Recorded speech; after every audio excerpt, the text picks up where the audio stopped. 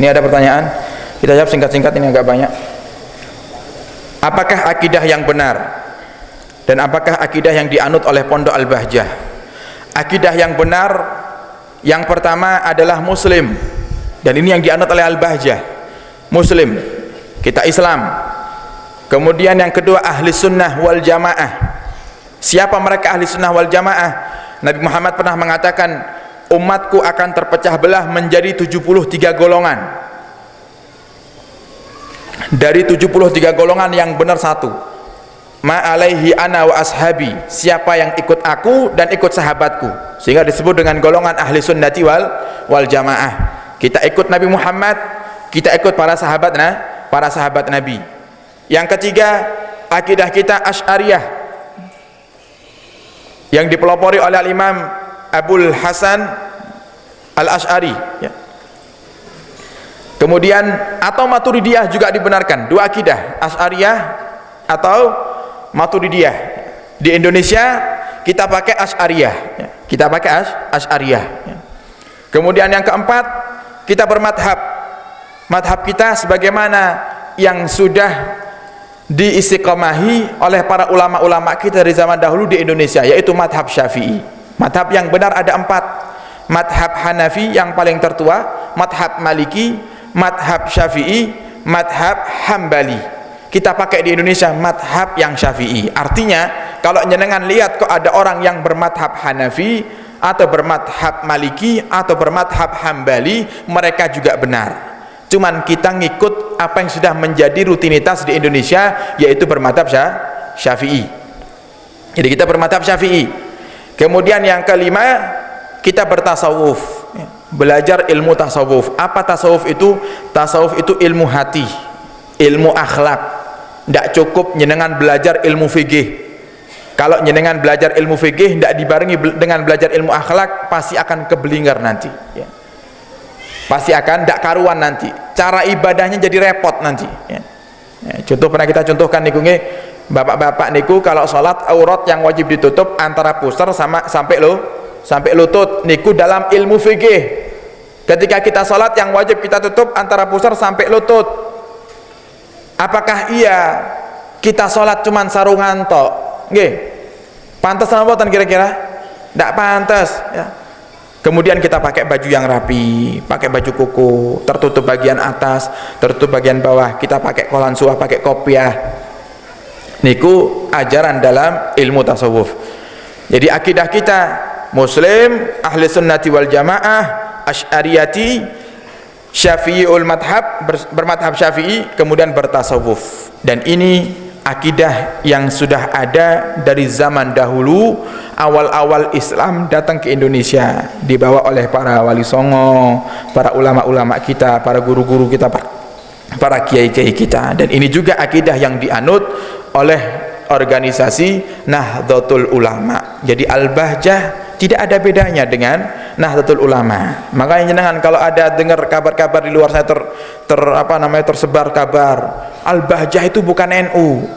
Memang iya, kita ini punya prinsip daripada guru-guru kita, termasuk Habib Segaf Baharun tuh, Abuya Hasan Baharun, gurunya Buya Yahya, selalu mengingatkan kepada para santri dan anak-anaknya, suatu hari kok kamu itu punya tugas dalam satu lembaga, jangan kamu itu punya tugas di lembaga yang lainnya. Kenapa? Kamu tidak bakal bisa mengatur daripada jadwalmu, nanti akhirnya dua-duanya akan amburadul. Makanya kita dulu ada ada teman-teman dari Tulungagung ini, termasuk mereka para pemuda-pemuda yang ingin menjadi cabang atau ingin mendirikan cabang majelis Rasulullah di Tulungagung. Datang ke rumah Sawan, Habib, kita ingin mengadakan majelis Rasulullah, cabang majelis Rasulullah, ya. Dan kebetulan untuk wilayah Jawa Timur yang mengetuai daripada majelis Rasulullah itu kakak ipar kita. Jadi saya punya kakak sepupu dinikah sama Habib Idrus bin Muhammad Al Idrus, itu ketua atau khadim daripada majelis Rasulullah Jawa Timur. Kita diminta sama pemuda-pemuda itu, ya, untuk jadi khadim daripada Majelis Rasulullah Tulungagung. Nah, kita sowan ke Buya, ya. Kita tanya ke Buya, ini ada pemuda-pemuda datang ke kita minta untuk kita diangkat menjadi khadimul Majelis Rasulullah di Tulungagung. Kiranya gimana Buya? Bagus itu Beb sebenarnya, bagus. Cuman saya khawatir antum harus di Al-Bahjah dan antum harus di Majelis Rasulullah. Akhirnya nanti antum bingung mengatur jadwalnya. Mungkin saat ini jadwal antum belum terlalu padat, nanti kalau sudah padat bingung Beb. Ada apa, antum harus ngisi di Majelis Al-Bahjah, juga antum harus bikin rutinan di Majelis Rasulullah. Takut tambah amburadul dua-duanya, ya mungkin dipilih salah satunya. Akhirnya karena kita emang di Tulungagung ini awal mulanya di Al-Bahjah, ya kita mengedepankan Al-Bahjah. Bukan berarti kita tidak mau sama Majelis Rasulullah. Saya diundang-undang juga, ya hadir. Ada Majelis Rasulullah, kita hadir, usaha untuk hadir. Kenapa seperti itu? Takut malah terbengkalai, jadi tidak amanat nanti. Sehingga kenapa kok kita tidak ada dalam kepengurusan, tidak ada dalam organisasi NU? Kenapa seperti itu? Karena kita takut kalau nanti kita ngikut jadi pengurus atau ngikut andil di dalamnya, akhirnya tambah amburadul semuanya. Lalu sekarang saja mikiri jadwal ngajar niki dengan padat, dengan apa namanya jadwal ceramah di luar niku bingung. Santri-santri niku sering kita tinggal niku ngajarnya, sering kita tinggal. Lah niku baru ngurusi jadwal yang tidak sepadat Buya niku.